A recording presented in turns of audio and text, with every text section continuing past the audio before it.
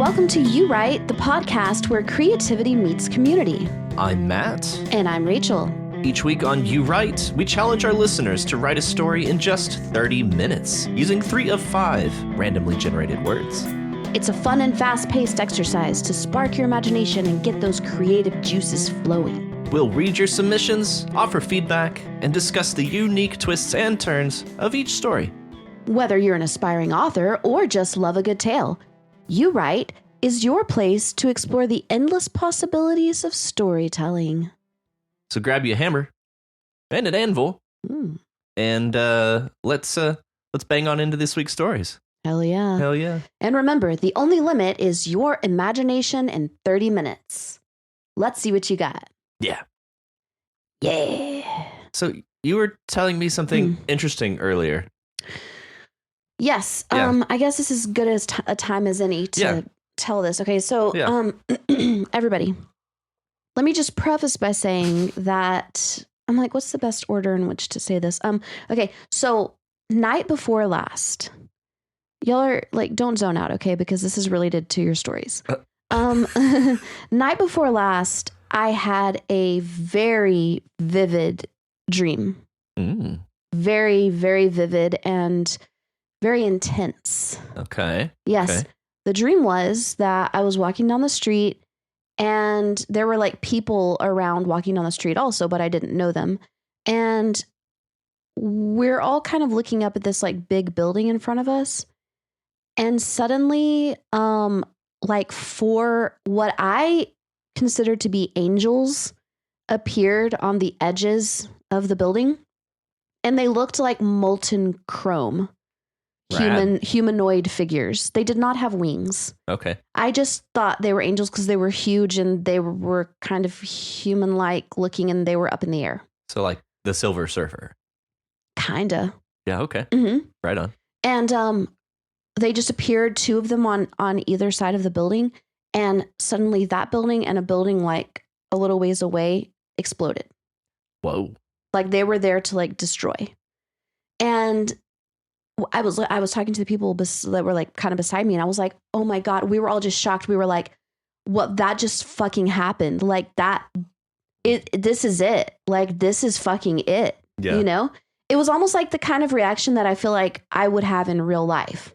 Like kind of just like shock and just like, oh my God, like this actually just, did we just see that? We literally just saw that. Yeah. And then I looked up and saw a meteor hurtling towards Earth. Okay. And it crashed into Earth, like, you know, a long ways away from me. But I saw the explosion.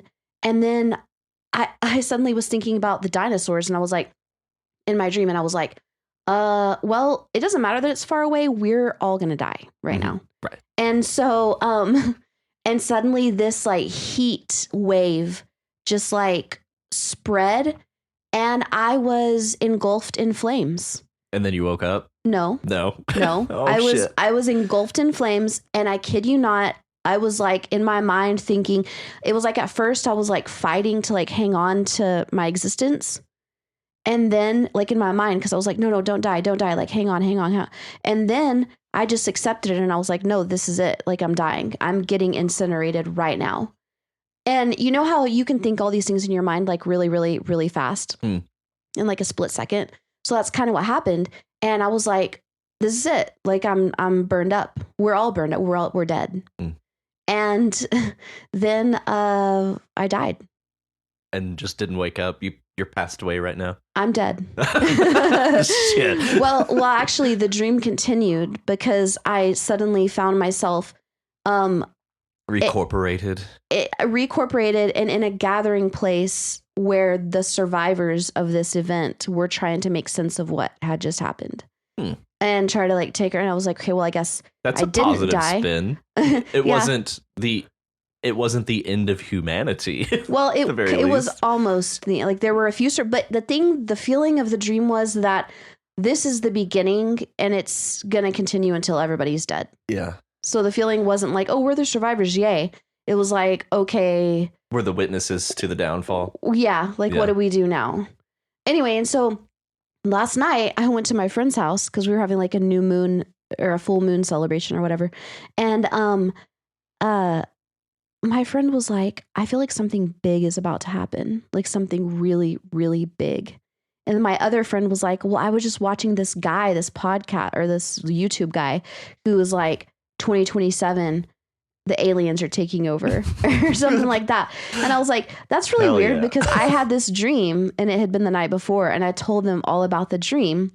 And then today I was reading the stories and I was like, oh, fuck. Oh, fuck. It's everywhere. This is actually happening. It's every story. I read, first I read Walkers, which was like about the second coming. Yeah, which And is then- the apocalypse, essentially. Right. Yeah. And then I read Steve's, which is about the end hella of the world. apocalyptic, Yes. yeah. And then I read Jake's and I Which was like, is the is my apocalypse. dream. Yeah, which was Jake's your dream. is my fucking dream. And I was like, oh my God, like this can't be a coincidence. Yeah, that's pretty incredible. Yeah, but I want to ask all of you, have y'all been watching the show Dinosaurs that's narrated by Morgan Freeman? Morgan Yeah. Freeman. Because actually, I feel like I kind of felt like that might have influenced my dream. You know? Very probably, very possibly. And I want to know if everybody around the world is having dreams like this, not because it's going to happen, but because they've been watching dinosaurs. So be honest, guys. Be honest. Let us know in the comments. Yeah. Okay, that's it. That's all I got. That's a thing. Yeah. So basically, the end is nigh. Yeah. Yeah, I was getting very heavy don't look up vibes from this week. Yeah. At least just by the premise, Yeah. if nothing else. So Yeah. Well, obviously you saw all this week's stories. I did. So who did we decide to read? I believe that we are going to read Steve Living Room. Hey, Steve. So this is Night Lights by Steve. The stars shone down, and they looked on in wonder. I don't know. What do you mean you don't know? I mean, I don't know what happened or why it happened, Scott said, intentionally leaving out the most important part. What's going to happen? They continued looking up at the night sky. From the bed of Craig's pickup truck, the stars were there, but nothing else was normal about this. Billions of lights of every imaginable color and more beyond their previous knowledge were crisscrossing across the sky. Craig forced his head and eyes away from the celestial event and looked at Scott, terror in his eyes. What do you think then? He croaked. I think we're fucked, Scott said, tears running down his face. That scared Craig even more. He's never, ever seen Scott shaken. Not when his wife was dying of cancer. Not when he almost lost his leg in a ski accident. Not when his career as a scientist was almost taken away for a false accusation. Now, though, Scott looked as scared as a little boy whose mean father was coming for him. Please, Scott, what am I supposed to say to the president? What is he supposed to say to the world? The lights continued their racing crisscross. Scott covered part of his vision to look at part of the moon. Most looked normal. He took his hand away and saw the hole in it. Like a bullet hole through a body, the gaping hole was all too obvious. The debris from the lights blasting through was still spreading out and away. Scott tried to speak, but choked up. He roughly cleared his throat. We should have left those lights alone, he whispered. But how are we supposed to know? Stupid humans had to go touch something they didn't understand. Scott thinks back to the discovery of the lights. The multicolored lights were the only stationary object in the universe, besides the black hole at the center. As our solar system was racing through the galaxy, the lights were just sitting there, like a bear watching cars on a freeway. Scott's team got the approval to test the lights. The moment the infrared laser reached the lights, they seemed to turn and face Earth and begin racing towards us. Scott has been scared shitless ever since. The lights tore through the moon, seemingly only because it was in the way. Now, the lights have completely surrounded Earth. They are slowly getting closer. Scott looks back at the moon and wonders if Craig has noticed. He looks at Craig. Do you see it? Besides the hole, do you see it? Of course, Craig began, thinking about the hole in the moon. But then he really looked at the moon. He concentrated on not looking at anything for a few seconds. His eyes got noticeably larger with the realization.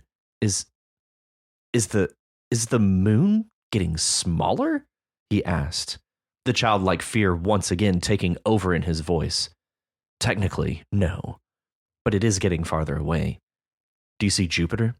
Venus? Scott asked, pointing the 2 planets out. Look at Cassiopeia. Craig looks. Why are they dimmer? He asks, turning to face Scott. Scott, what the fuck is going on? He's weeping now. We've stopped. The lights have stopped Earth in its track. It should be impossible. Even then, we should all be splattered goo already. But we're still here. For a little longer. Oh, God, what do you mean? Our solar system is leaving us behind. The lights broke through all the orbiting satellites an hour ago. All communication is gone. The lights are in our atmosphere now. We have less than an hour before they reach the surface. We're fucked. Craig watched the stars get dimmer and the lights get brighter. Damn, Steve. Damn, Steve. This was riveting. It is. Yeah. Absolutely riveting, yeah. Yeah. Okay, so help me to understand exactly what's going on here. So the lights, the multicolored lights. Is some sort of, for the lack of a better term that I can come up with, some sort of contrivance, some sort of, in the story, it is something we don't understand, that is removing inertia from our planet. Yeah. Yeah. But they somehow caused this. They caught the ire of this, is what it made me think of, which brings me to one of my absolute favorite lines of this, is Scott's team got the approval to test the lights. The moment the infrared laser reached the lights, they seemed to turn and face Earth and began racing towards us. Implies some form of sentience, awareness. Yeah.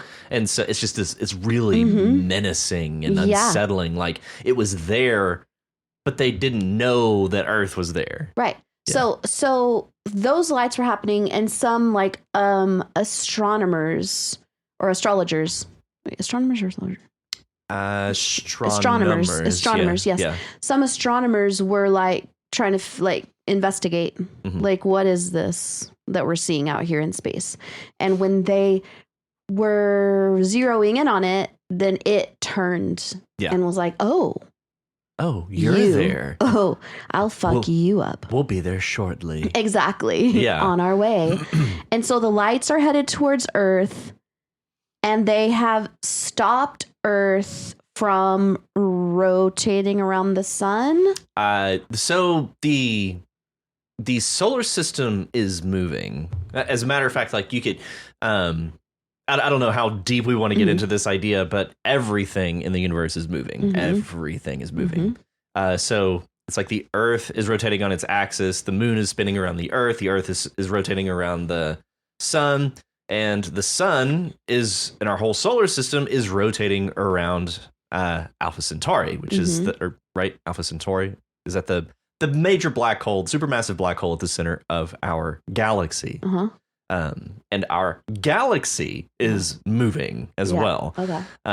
As a matter of fact, it is currently on a collision course with Andromeda, our nearest galaxy. So all this to say, everything is moving. The way I interpreted it is that within our galaxy, there were these lights, and these lights caught, the attention of Earth. And so essentially what happened was it became stationary in relation to the supermassive black hole at the center of the universe, or at the center of our galaxy, is what I took from it. So, so basically, like the solar system is just continuing on, and the Earth is just going to stop. It's just going to be this like floating dead thing at some point. So it's like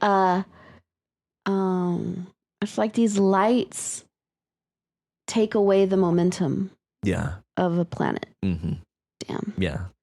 That's scary, Steve. It is scary. And weirdly, I wrote a very, very similar premise at one point. Really? Except it wasn't that it was left by the solar system.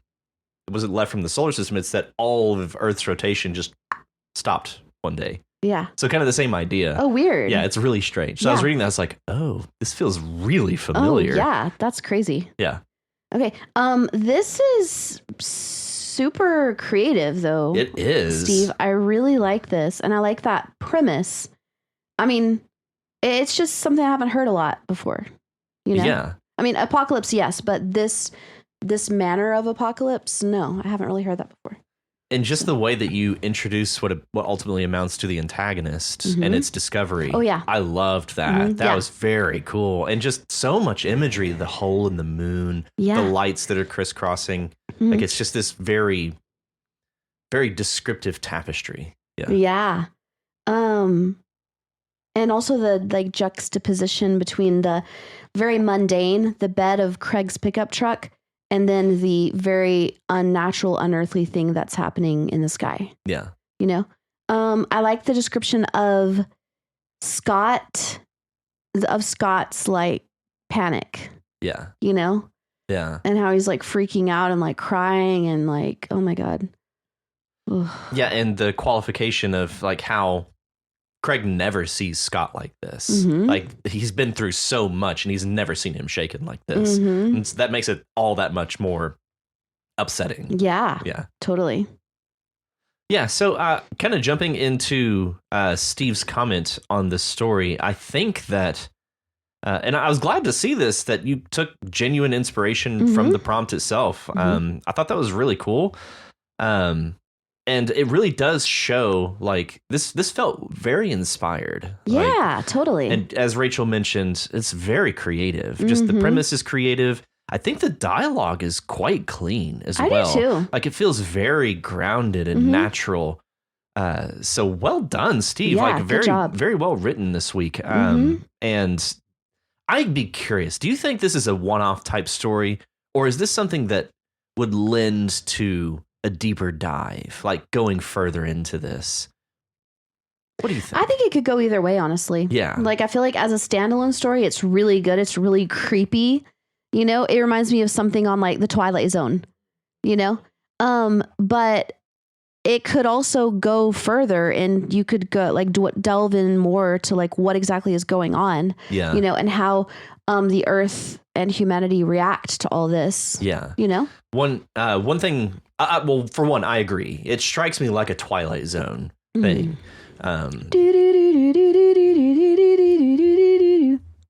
Yeah. And, but if it were to go on, one really cool thing I thought you could do with a setting like this is you've got a lot of people on the earth that are all having to go through the same thing right now. So you have a lot of perspectives you can move into. Oh yeah. And just do like little vignettes. That could be cool. Of just of people reacting, the way people react in an That apocalypse. could be very cool because I was just thinking in the interaction between these two, like, wow, Craig seems pretty chill about this. And Scott is terrified. And I was just thinking about the difference in their reactions. And so I think looking into the difference in the reactions of different people would be really cool. Yeah. Because you'd be like, some people might just be like, oh, thank God, it's finally going to end. Yeah, some people are reveling in the in the end of the world. Yeah, some people could be loving it. Yeah. You know, some people could be in denial. Yeah. Like, no, the world's not ending. We're doing the same thing we do every day. Yeah. Meanwhile, other people could, there's just the way people react under stress. Like you have so many opportunities to examine humanity with a premise like this. Oh man, how do you think you would react? Poorly, I imagine. Yeah. So poorly in what way? Because there's a lot of ways that you could react poorly. Yeah, that's a good question. Honestly, I might be one of the revelers. Okay. Like, what are you gonna do? It's like, okay, this is it. So now what? So you, Yeah, I think I might actually end up being a reveler, Okay. but it would probably eventually give way to just sheer utter depression. Yeah. So Yeah. it'd probably go in waves. Right. I can't imagine I would be a very static character in the apocalypse. No. It would all be very, very chaotic, as would I. Mhm. So yeah. I think everyone would have to go through like the stages of grief, you know? Yeah, collectively. In some way. Yeah.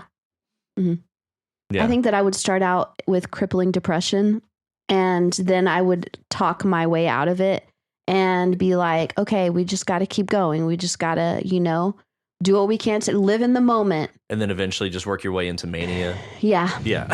Yeah. Yeah. And then come back down to depression. Yeah. Who knows? Yeah. I'm sure it would be cyclical for as long as the cycle could run. So. Oh, yeah. Oh, yeah. Oh, yeah. Oh, yeah. Fucking yeah. Oh, well, yeah. damn, Steve. This is a hell of a thing. And I really appreciate you joining us this week, especially with such inspiration. Same. Yeah. Thank you very much, Steve. Thank you, Steve. And up next, we have Snakes by Nick to You. Mm-hmm. So, Nicked, the thing that just kept resounding in my head over and over as I read this is, damn, you are so creative. Mm-hmm. Like, where on earth are you getting your inspiration, your ideas? Like, it's just a never-ending trove of, like, your mind is a never-ending trove of, I love the word trove. Of creativity and, like, unprecedented ideas, it seems. Yeah, just very original. Yes. Very original. Yes. And I wonder, and this is something that I would love to try if I ever had well, for one, I think if I ever had the talent to world build like Nick does. Mm-hmm. It seems like the world is doing a lot to inspire the characters, the story, these premises. Like, and once you have this world and to just like live in it for a while, you can get, I'm with Rachel. What originality. Amazing. And what creativity. Yeah, amazing. Yeah. So we have the second mother of snakes, which in and of itself is super creative. It is. It could have just been the mother of snakes. But no, it's the second mother of snakes. Exactly. Exactly. And that goes towards what we mentioned about Sanderson's world building. Like, it implies this really rich and deep iceberg. Yeah, like the tip of the iceberg. Without ever showing us the whole thing. Yeah. Just by That's the second mother. Like, it already is like, you got this lore. You got this like whole history of the mothers of snakes. Yeah. Yeah. I read that and I was like, damn, dude. Like, wait, just it's so inspired. It is. So I was wondering about what these characters look like, and at first I was like, they are snakes. But then it was talking about the father and son being like what are they called? Ogres or orcs? No, it wasn't quite that. It was something else. Goblins. Yeah, goblins. Goblins. Yep. Yeah. Being goblins. And I was like, okay. Because when I was talking about their skin changing colors, from like a vibrant to like a duller color, I was like, oh, snakes. But then they're goblins. But I'm wondering if they like snake goblins. Yeah. I took this back to, this line we get in context kind of world building. Anyone who was ever a druid has to grapple with that. And so druids are like shapeshifters. And so that's what it makes me think of, like, while she may be a snake, this may be like a gathering of druids or some sort of collection, like a community of druids. So that could be what is being implied there, is color and shapeshifting. Yeah, maybe so. But then I was imagining second mother of snakes being a snake, but then it talks about her claw, And I was like, okay, is she like a salamander? Like a clawed, pod snake? I don't remember the claw. It's towards the end. She gestured with her claw. Yeah, she gestured with one claw at the sprawling open temple space she occupied. Ah, yeah. Yeah, you're right. And then I was like, okay, maybe she's not a snake. Yeah. Or maybe she's just a snake with claws. I don't know. Yeah. Again, I go back to that druid idea. Maybe it's some sort of like it's all very fluid and shapeshiftery. Shapeshiftery. Yeah. Shapeshiftery. A shape is as shifty as shiftery can be. Okay. But yeah, the descriptions in this, in addition to the conversation itself, I think it balances out pretty well. Oh, yeah. I really liked this one. She uncoiled her body just a little to reposition and look down more easily at the goblin man. Mm-hmm. The sight brought his name to mind, Eindod. He was a large goblin and well-muscled, but with a lithe frame. The kind of build that, on other species, might be called lanky. The mother had herself left the familiar form behind ages ago, now larger than any orc, let alone other goblins. So, there's so much happening in that description, especially that last line. The mother had herself left the familiar form behind ages ago, making me think that she was also a goblin at one point, but is now part of this druid collective or has settled on this serpentine form. Yeah, and again, that just kind of implies this like long history of all this stuff that has gone on before this, you know? Yeah. Left the familiar form behind ages ago. Yeah, you're just implying so much time, which allows us as the reader to just kind of glimpse at the negative space that is the lore that we don't know, essentially. Yeah. Yeah, and then just the characterizations that we get, just moving on straight after that paragraph. We cannot thank you enough for the aid and shelter you provided us, Eindod said, almost rotely were he not so tense. Guests are always welcome, she chided, especially rabble-rousers and freedom fighters. And it's nice to have people to talk to who listen to me, but aren't supplicants.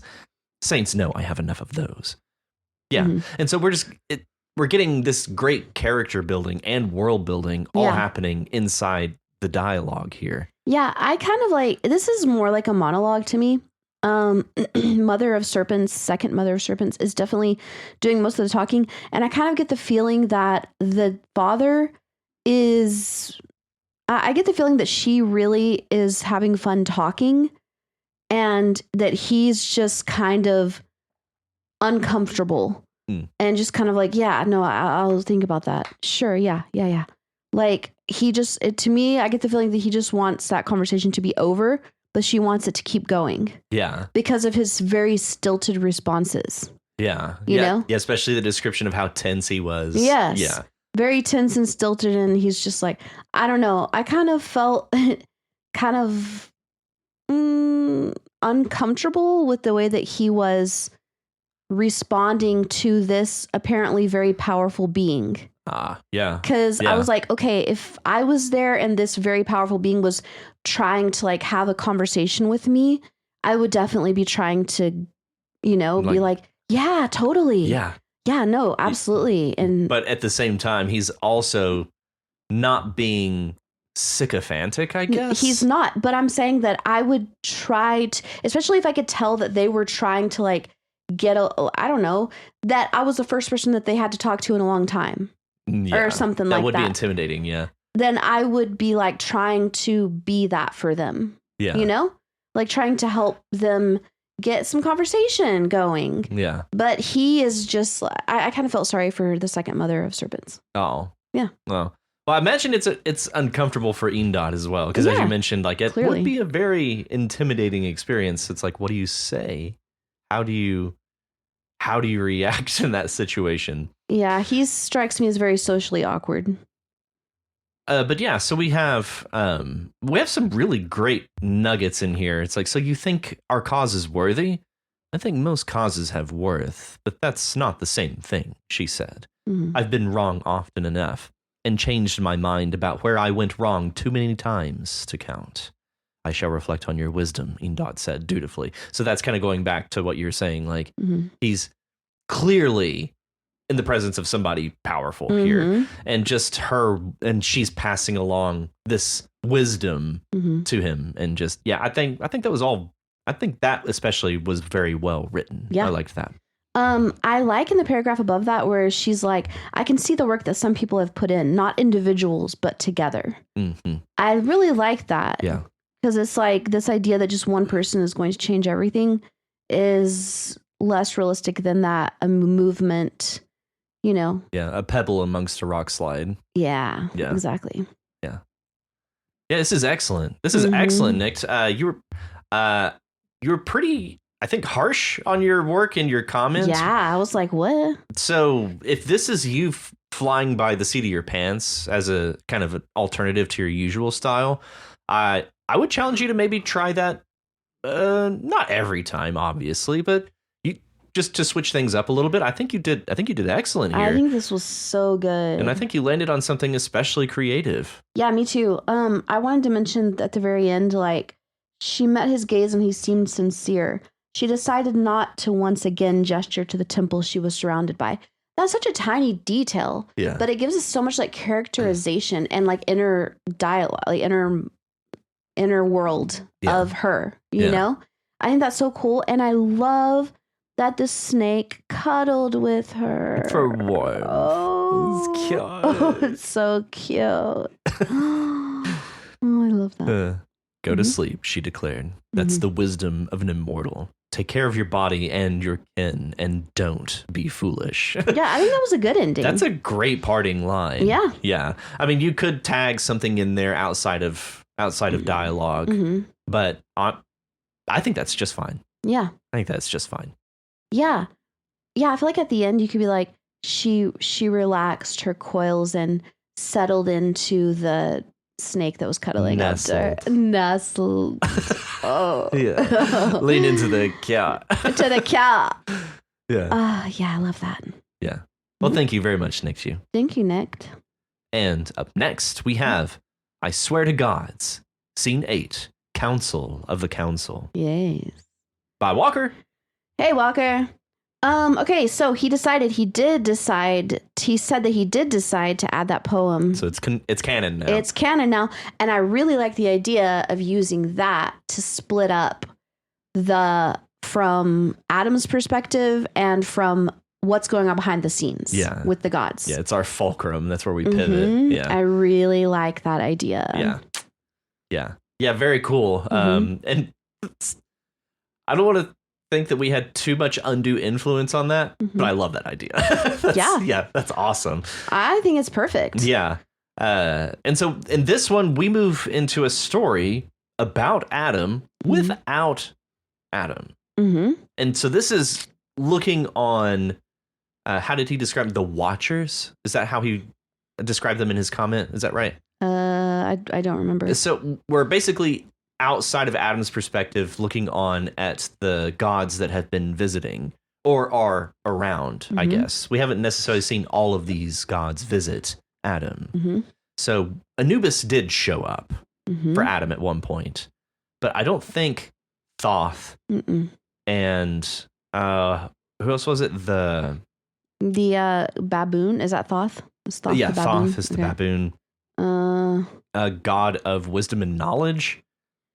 In ancient Egypt, the Morrigan, Irish, the Morrigan, yes, or like a Celtic god, I think. Yeah. Yeah. So we get some real insight here, because for me, at least, this whole time I've been thinking, okay, Adam is just some rando who, for some reason, has stumbled upon like the portal, you know.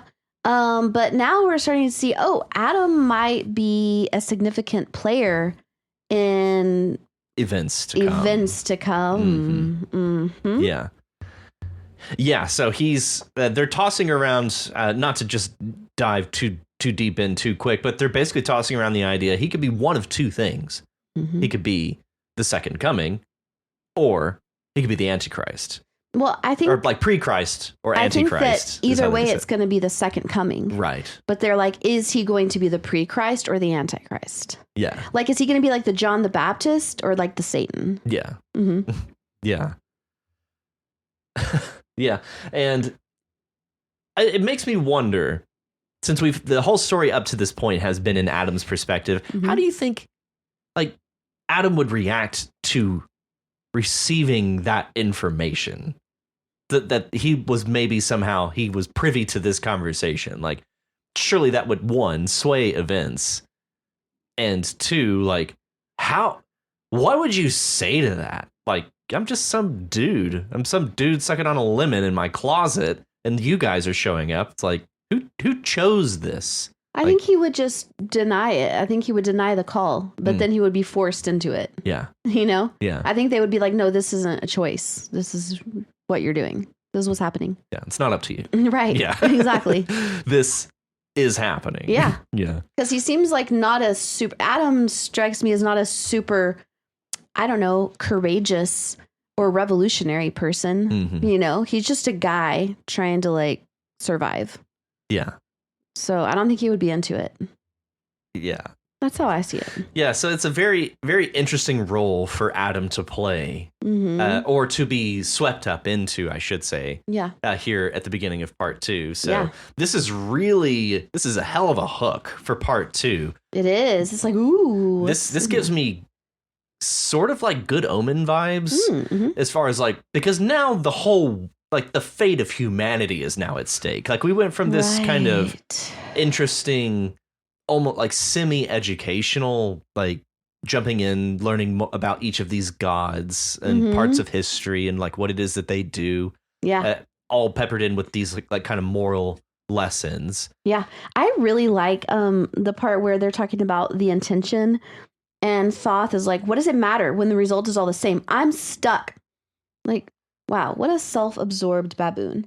And Anubis is like, it matters a great deal, you simpering baboon.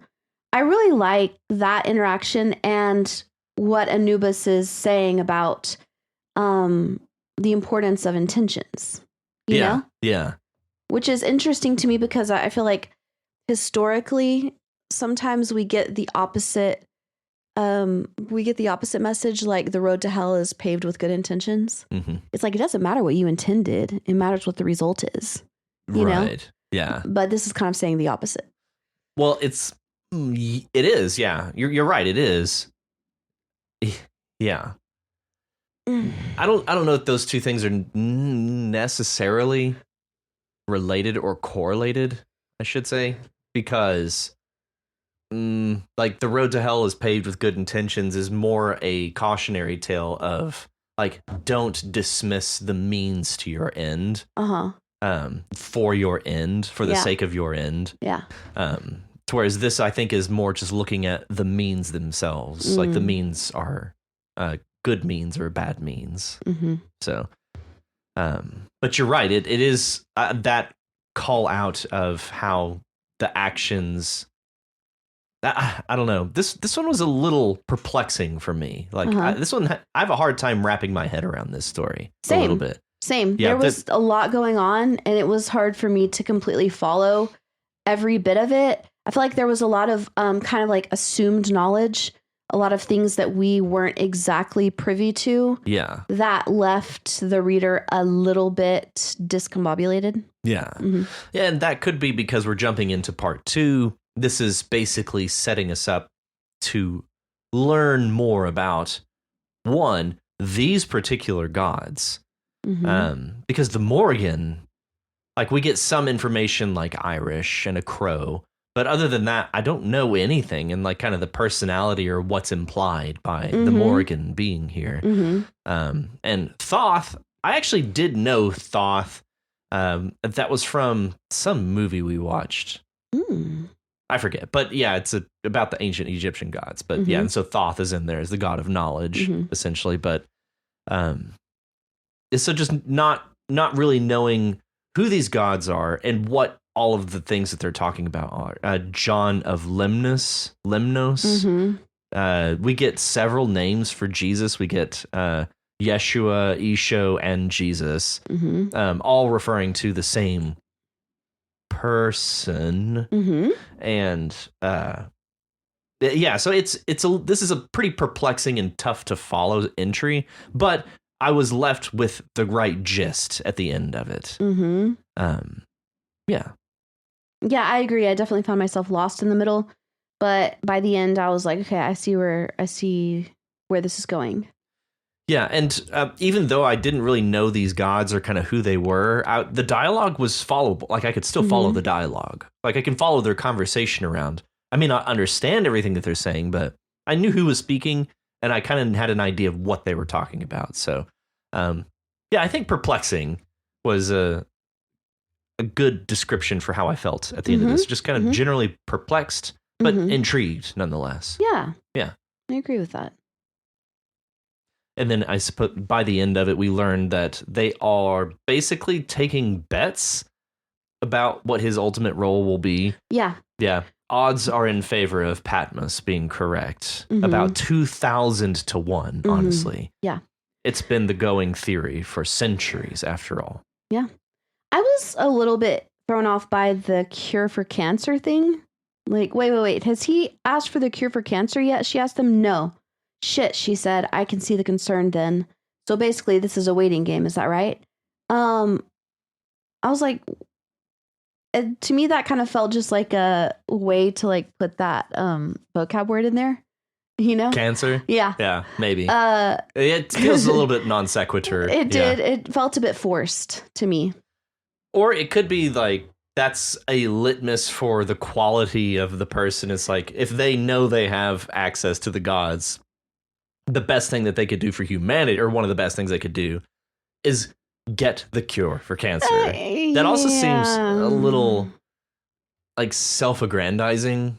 It seems a little, I don't know. It's just like, well, okay, why not world peace? Why not the cure to world hunger or feeding everybody? Like, why cancer specifically, you know? Yeah, fair. Yeah. Fair. That seemed a bit forced. Or honestly, I didn't even think of it as forced. I just read that and I was like, oh, there's something that I don't understand here. Like, it made me feel more perplexed. Like, there's something going on that I don't understand here. Yeah. Yeah. Which I suppose would be, well, one, that may be exactly what Walker's trying to do, is leave us with like a bunch of questions. It's like, we went from where we were and suddenly everything's different. Yeah. And so naturally we will have questions. And so yeah. I imagine a lot of what we'll be doing moving forward is answering those questions. Yeah. And I think just kind of leaning into these ideas and in just more detail. Right. Yeah. Yeah. Yeah. Well, very interesting and very creative twist, Walker. Yes, and very fun. And I really like the direction you decided to go with now getting into the perspective of the gods. Yes. I really like that. I think that's perfect. Yeah. Very, very creative, dude. Oh, yeah. Continuing to love this series. Thank you very much, Walker. Thank you. And up next is The Turning of the Table by Curious Writer. Hey, Karis. Hey, Karis. Okay, so, all right. So suddenly Jess is like, now you have to kill me. Yeah, that was pretty sudden. Yeah, didn't see that coming. Really didn't. No. But I mean, Jess just keeps seeming crazier and crazier, so it's not too surprising. Yeah, she's on a bit of a spiral, it seems. Yeah. Yeah. Yeah, considering everything that's led us to this point. Right. While it may be sudden, it's also to what you said, not entirely surprising. Right. Yeah. Though we do get some lore or history, some backstory for Jessie, and that this is what she did. Yeah. She had a mentor, like Jessie is Cassandra's mentor. There was the same thing for Jessie at some point. Yeah. And this was the method that she took over the role.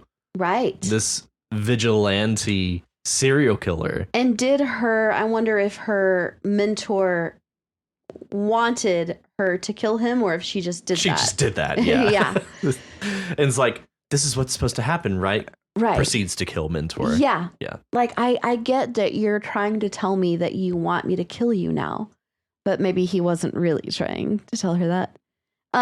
Okay, so, and Cassandra's like, what? No. I mean, I kind of did like killing, Yeah. my ex, but no.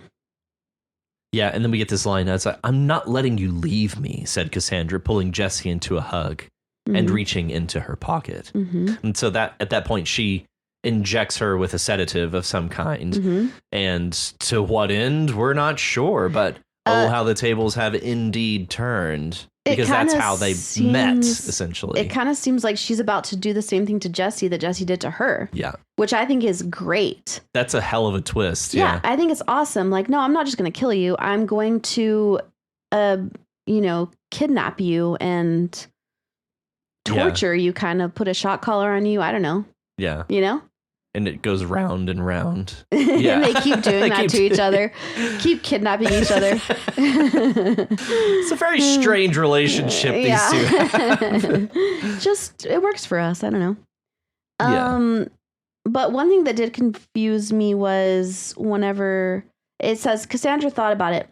She could just kill Jesse and then return to the public like nothing had happened. She wouldn't know. And Cassandra wouldn't be alone again. When you say she wouldn't know, who are you talking about there? Yeah. Because the only two people we have here are Jesse and Cassandra. If Jesse was dead, then I guess she wouldn't know anything anymore. Because she couldn't know. Right? But Cassandra would know that she had done that because she's the one who did it. So who are you talking about when you say she wouldn't know? Yeah. And also, to the same point, like there are a few things that are a little confusing to follow. Mm-hmm. Whenever you do this line, I sure feel loved, said Jesse. You are. This is your chance to be who you are, said Jesse. So these dialogue tags, whenever you break up dialogue across a line, like you imply that the speaker is moving. Like we move from, I sure feel loved, said Jesse. You are. That makes me think that Cassandra is saying, you are. Mm-hmm, this is your chance to be who you are, said Jesse. And so I have to go back and like recontextualize that. Well, also that just made me realize how I read it was had a life. Even the cops stopped looking for you, said Jesse is how I read it. But I see now that it said Cassandra. Yeah. But I think it's Jesse that said that. Yeah. Yeah. The dialogue is tough to follow who is saying what. Yeah.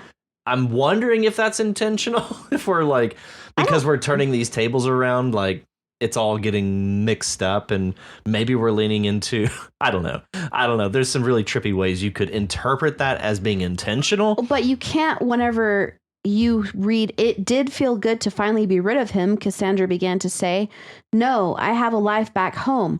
Had a life. Even the cops stopped looking for you, said Cassandra. That has to be Jesse. Yeah. Because it's a conversation. Yeah. Yeah. Yeah. Mm-hmm. So yeah, just clearing up some of the dialogue in the middle. But either way, where we leave this and the direction that you're taking this is fascinating. Mm-hmm. I love the idea that she's going to do unto Jesse what Jesse did unto her. Yeah. So just pay it back in kind, in full. Yeah, I love that idea. Yeah. I think that's like the best place this could have gone. That's the most satisfying. Yeah. Instead of just killing Jesse, no.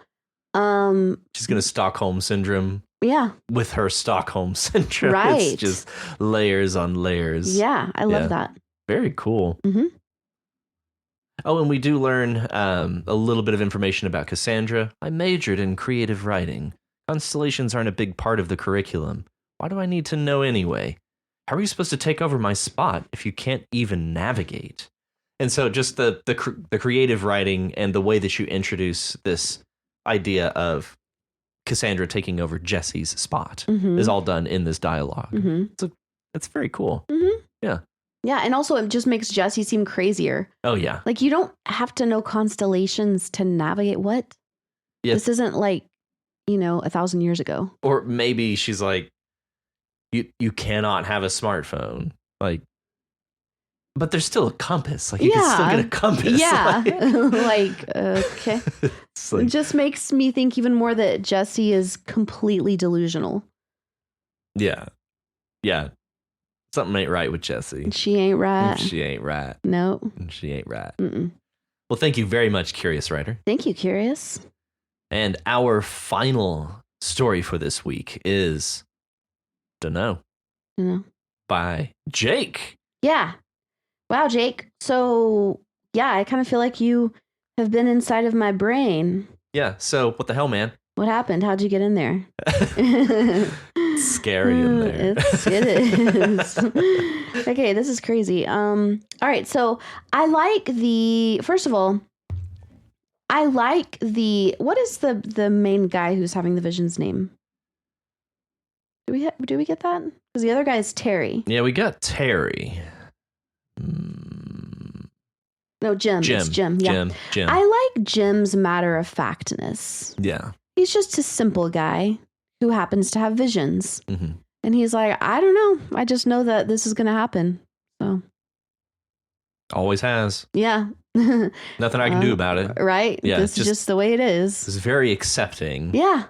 And just not going to challenge. Right. Yeah. But interestingly, he did say at the end that it took him a while to accept this. Yeah. Like a week or something like that. Yeah.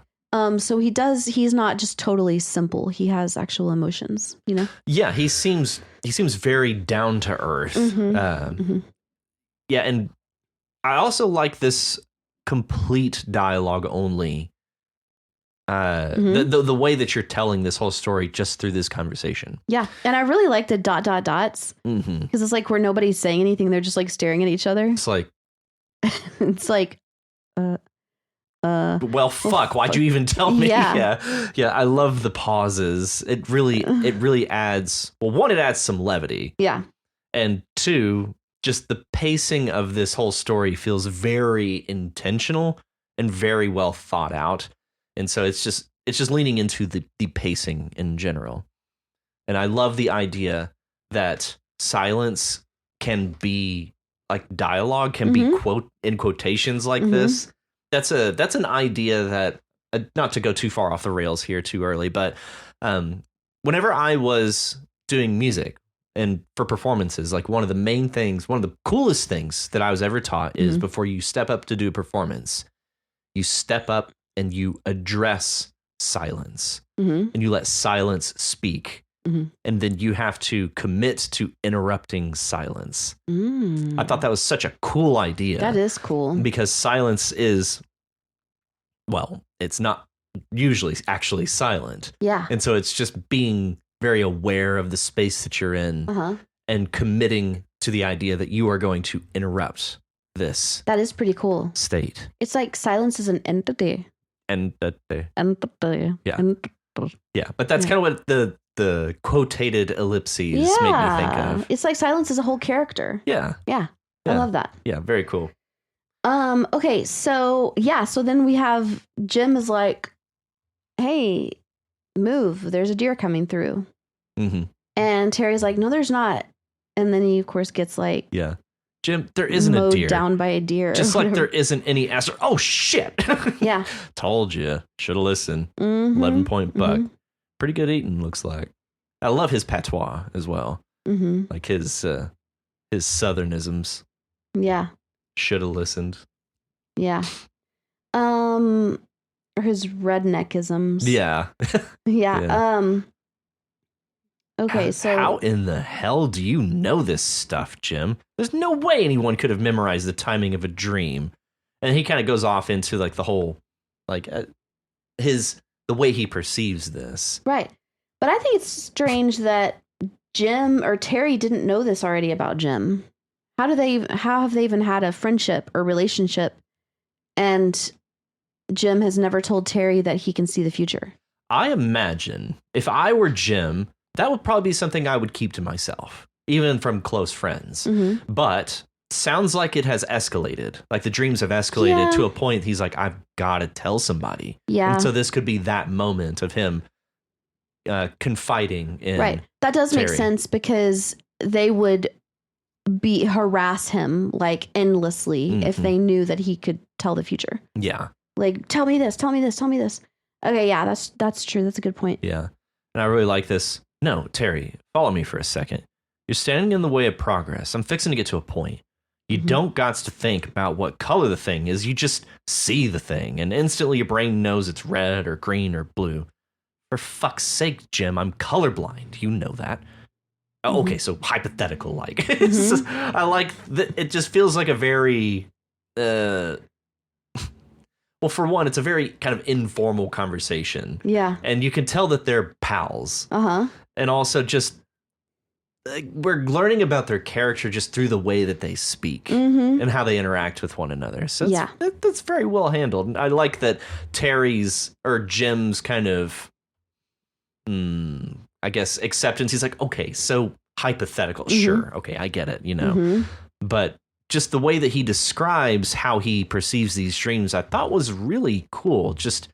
I just get it. Yeah. Like, it just, I don't understand how it happens. Right. It just happens. I just know. Yeah. Yeah. Yeah. It's a very kind of Stephen King Shining kind of, like, I don't understand it. It just is. But also I've thought a lot about this, and I feel like everybody has things that they kind of just understand that other people don't understand. It's like, how do you do that? How do you know that? And you're just like, I don't know. I just do. It just makes sense to me, and I don't know how to describe it, know? And this is like Jim's thing, is seeing the future. Yeah. Yeah.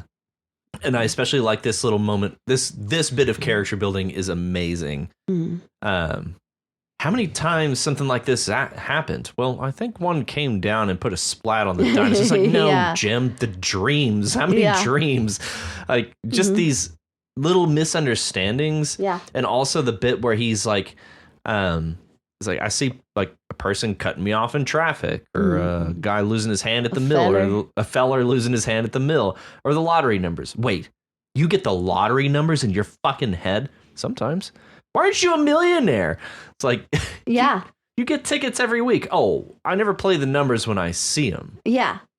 It feels like cheating. Yeah, I get that. that. He's such a stand-up guy. He is such a stand-up guy. But also, Jim, like, why are you even buying lotto tickets if you know that your number isn't going to be, like, you know what the winning number is going to be, and you know that you're not going to play the winning number. You know what I'm saying? Yeah, I don't. Just for fun? I don't know. But one thing I wanted to mention was the thing about the dinosaurs. That made me think, okay, Jake has been watching Dinosaurs narrated by Morgan Freeman. Yeah. So tell me, Jake, have you? Or is that just a crazy, crazy coincidence? Crazy coincidence. Yeah. Again, back to the like quotated ellipses, like I can see Terry's face while this silence is passing. It's like I don't play the numbers when I see him. Silence feels like cheating. Silence.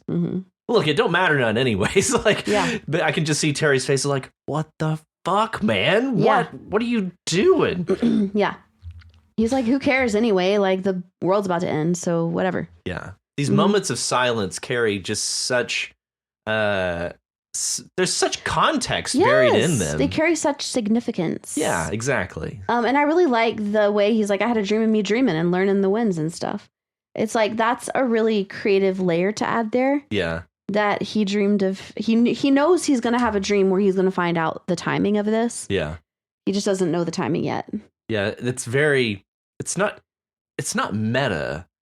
It's just, it's layered. Yeah. A very interesting way to layer that on itself. It is. And it's cool because that is kind of sometimes how dreams work. You know, you dream that you're dreaming something. Yeah. You know, or something. Yeah. Very Inception. Yeah. We're all going to die. Simple as that. Okay. And then it takes a very dark turn. Yes. He's like, well, it's not the end of the world that's worrying me. Yeah. and it's like, and Terry's like, what do you mean? That's like the worst thing that could possibly happen. And then it's not that. It's that there's a very dark place where everybody's going. Or at least Jim is going. Right. Yeah. Because he's somehow involved in this. He doesn't know how. Yeah. And it's a place that's ink black, no senses, no light, no dark, no nothing. Just blackness and awareness for eternity. And then he's like, the worst part. It's like, what? Jim, God. How much worse could it get? Yeah. And it's there's like something big moving around in that black. Yeah. It's like being in the water, only without the water. I'm suspended in nothing. Yeah. And my only working sense is my hearing. Yeah. And I hear something big moving around in that black. And then just that silence again. Like, dreams ain't never been wrong before. Don't see why they'd start now. Yeah, that's horrifying. That's horrifying. And also, damn, why would Jim be, if it's just Jim that's being punished like this, why would it be Jim? Because he seems like a pretty nice guy, you know? Maybe something like the cost of him knowing the future. Maybe. But honestly, that reminded me, and I think I probably have mentioned this like a long time ago on this podcast, but that kind of reminded me of being in a K-hole. And it's like a hell portal. Okay. Yeah. Shit. Yeah. I don't recommend it. To those of you who haven't tried it, I do not recommend it. But anyway, and I'm talking about a legal K-hole. Right. As like therapy. But actually, it had the opposite effect. It actually sent me straight off the deep end. And into hell. Yeah. And so it kind of reminded me of that feeling a little bit. Huh. And I was just like, I'm back. No. Stop it. Yeah, that's fucking scary, bro. That's very scary. This is very creative. And I love the way that you describe in your comment the horrors that you're going over in this just nothingness, absence of anything, but still like awareness inside nothing. Right. Like that is horrifying. It's horrifying. One. And two, thalassophobia. Yeah. Like fear that, of the ocean. Yes. Or like deep water and the ocean. Fear of the deep. So, and that's not the first time that we've had this kind of fear of the deep or this dread or horror within the deep from Jake before. I'm reminded of that lake story with the stone or whatever it was and the creature that lurked at the bottom or whatever. That was great. Yeah. So that gives me shades of that kind of same horror, that same sensation. Yeah. Yeah. So if everybody's stories plus my dream plus my friends like feeling are prophetic, I hope it just means the end of the world and not that blackness with awareness. Yeah, let's hope Jake took it to a new extreme. A new extreme that he just kind of came up with. Yeah. Just tacked on there at the end. Yeah, let's hope that's not reality. No. The end of the world we can deal with because then we'll be obliterated. But that part, no. No. We don't want that. No. We don't like that. Nobody got time for that. No.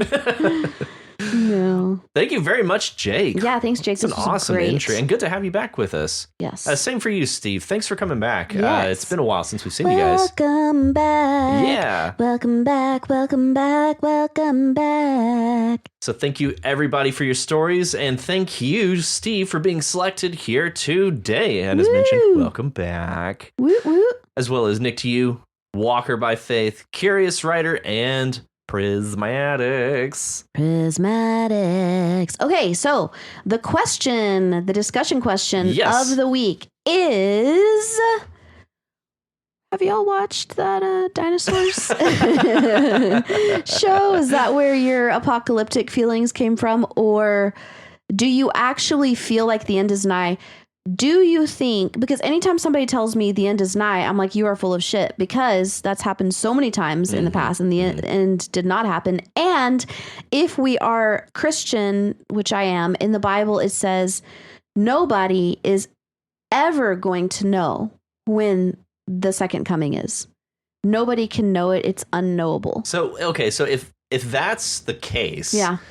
If somebody predicts this is when the world will end, can we for sure say it's like, okay, so that's when the world will not That's what end. I think. Okay. That's what I think. So then we need to, as a society, always have somebody predicting, like, today's the day the world's going to end. Yeah. And then it's like, okay, it's your turn. Never happen. Now you have to predict that it's tomorrow. Right. Yeah.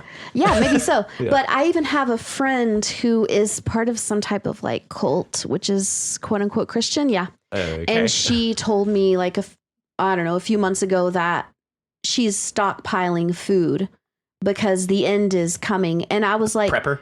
Girl, yes, except for it was like a religious prepper, like a second coming of Jesus prepper. And I was like, you do realize that if you believe what the Bible says, if that is your guidebook, there's a literal verse that says nobody will know. Nobody can predict when the end is coming. You realize that doesn't really doesn't gel. Dog. It doesn't gel. You get that, right? I don't remember what her answer was. Some nonsense. She was like, some cultism. Yeah, but and then something. Yeah, and I was just like, stop paying attention. but nothing. Okay. like, you can't do both. You can't say, I believe everything that the Bible says. And then discount parts of it. Yeah, you can't do that, bro. Mm-hmm. Mm-hmm. Anyway, so yeah, that's my opinion. I will tag on to our discussion question. What is your favorite apocalypse story? Could be in writing or movies or TV. There's so many. They're so good. Okay, so that takes us into episode 85. So for episode 85, we ask that you write a fish out of water story, which is just another way of saying writing a character that is well and truly outside of their comfort zone. That's right. That's right. Mm-hmm. And the words to go with your fish out of water story are ostracize, do, agile, budget, and use. Ooh. So that first one, ostracize. Yeah, I'm like, okay. That's a good one. Ostracize. All right. Well, obviously, ostracize is a verb. Mm-hmm. And it's kind of to make someone feel apart. To shun. Yeah. Yeah. Okay, interesting. Shun the non-believer. I did not know the etymology of this, but ostracize originates from the ancient Greek ostrakizein, meaning to banish by voting with potsherds.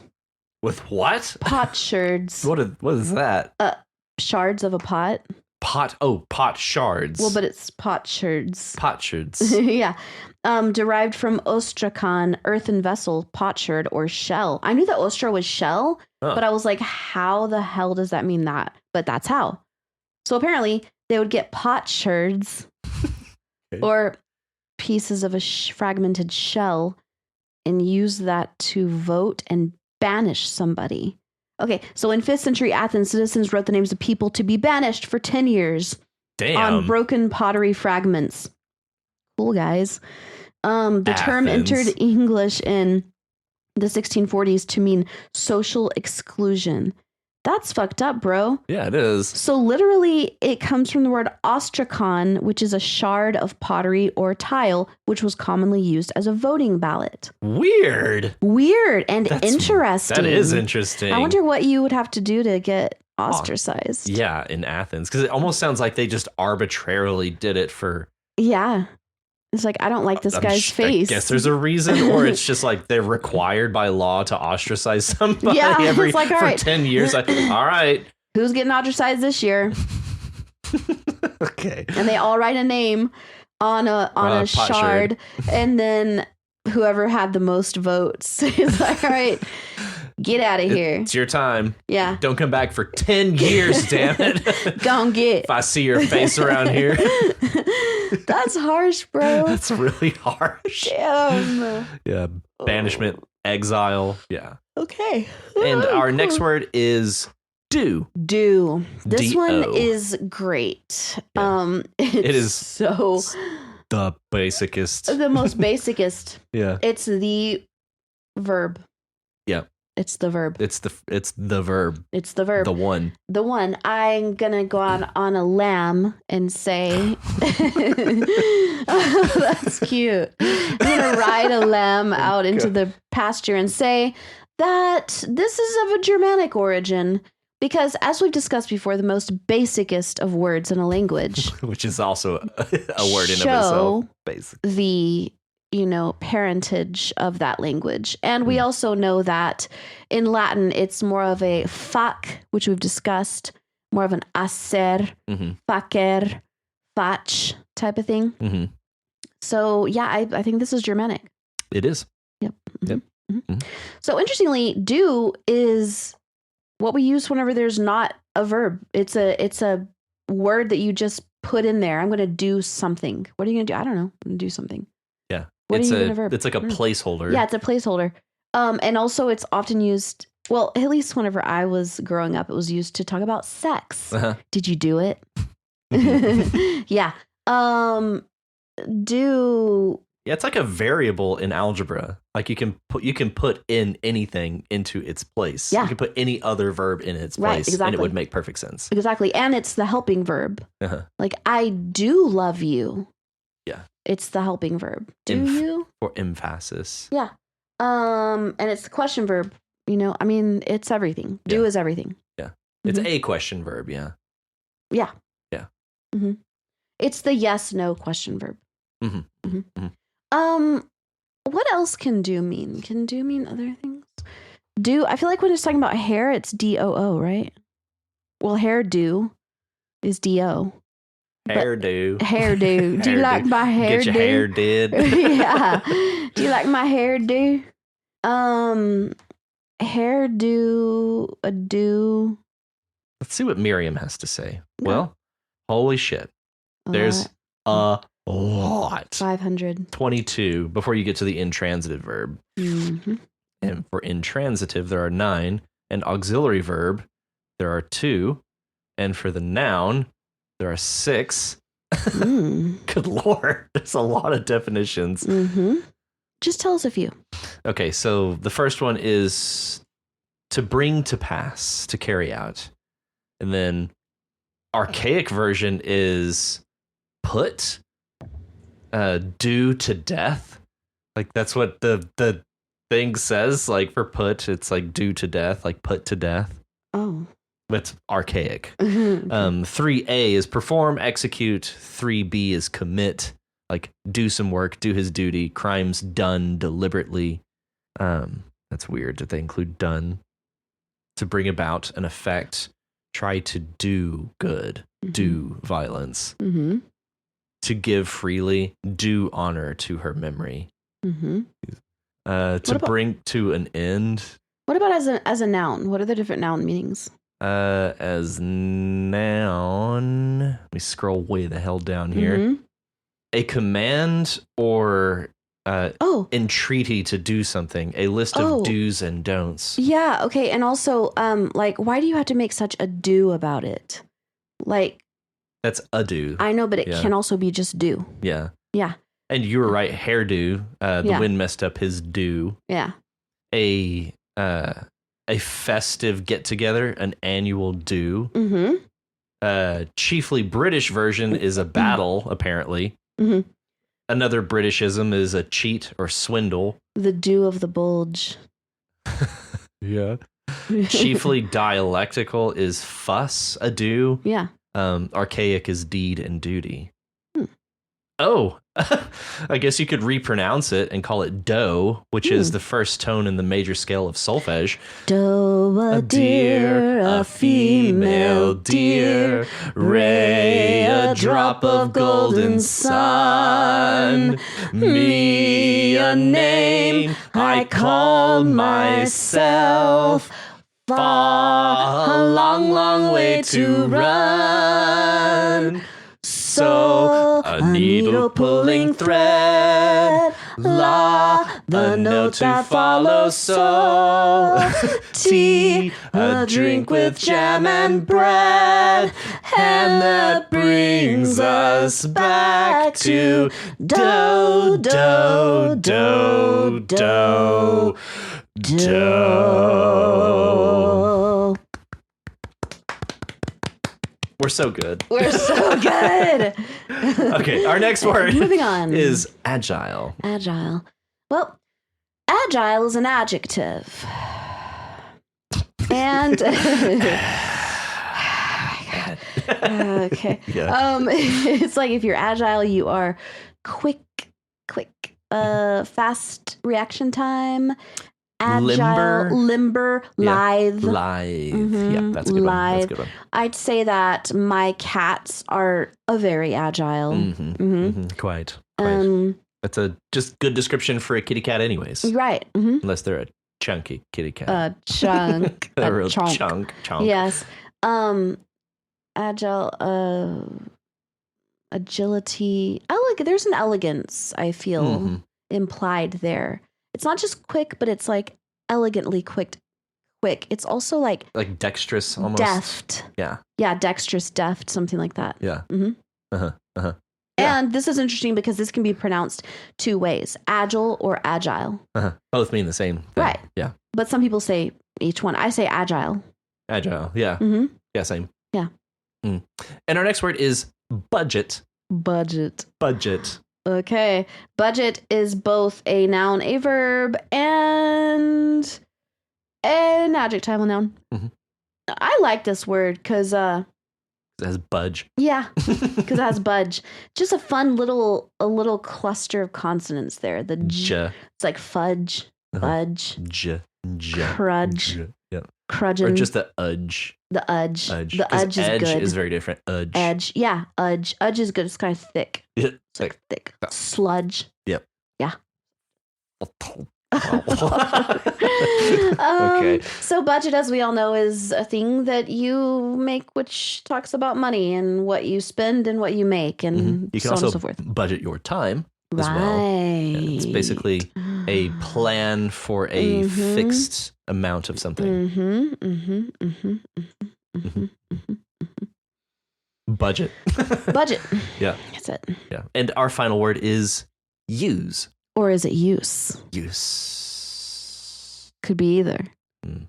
But that's interesting because, again, we have a word that can be a noun or a verb. Use would be the noun. Use would be the verb. That's so weird. English is so weird. Mm-hmm. It's like you just change the z and the s, you know? Mm-hmm. English is dumb. Yeah. So use is also a very basic word. Mm-hmm. And so it's just like to make it work. Or like to consume. Yeah. Use. Yeah. To take. It could be spend. It could Mhm. be utilize. I'm going to go back to Miriam here. Uh-oh. And I just know it's going to be. It's going to be long. It's going to be out of control. Probably shorter than do, though. Probably. It is shorter than do. Mm-hmm. Yeah. Transitive verb, to put into action or service, avail oneself of, employ. Need to use the car. Yeah. Mm-hmm. To expend or consume by putting to use. I hate that the definition has the word in it in its nominal form. Yeah. Yeah. That's kind of cheating, I feel. Yeah. To benefit from the use of. Yeah. Damn it, Miriam, what are you doing? Miriam, You're usually better than this. Get your shit together. To consume or take. Yeah. To carry out a purpose or action, like to utilize, used him selfishly. Wow, Miriam, that sounds dark and or sexual. Okay, Miriam. Wow. Yeah, and then intransitive verb, we used to go more often. Used to go. Mm-hmm. Used to could. Used to could. Used to could. To take illicit drugs. Ooh, yeah. Oh, yeah.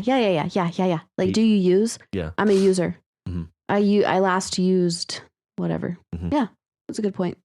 To treat unfairly. Yeah, being used. Mm-hmm. Mm-hmm. Damn. Yep. Damn.